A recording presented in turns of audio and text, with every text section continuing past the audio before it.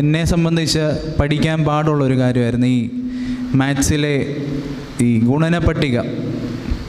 അപ്പോൾ എന്തോ ടീച്ചർമാരും വീട്ടുകാരും ഒക്കെ ചെയ്യുന്നേ, ഇതിങ്ങനെ റെപ്പറ്റീഷനിൽ പഠിപ്പിക്കും.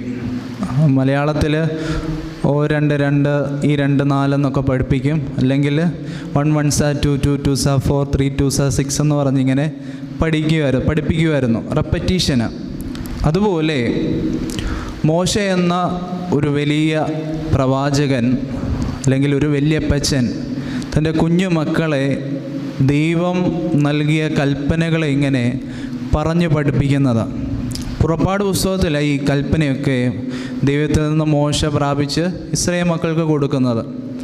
പിന്നീട് അതിൻ്റെ ഒരു സമ്മറൈസ്ഡ് ഫോം അല്ലെങ്കിൽ ഒരു ഇൻ്റർപ്രിട്ടേഷൻസാണ് ഈ ആവർത്തന പുസ്തകത്തിലുള്ള. പുറപ്പാട് പുസ്തകത്തിലെ ഈ കൽപ്പനകളുടെയൊക്കെ ഒരു ദീർഘമായ ഒരു വിവരണമാണ് ഈ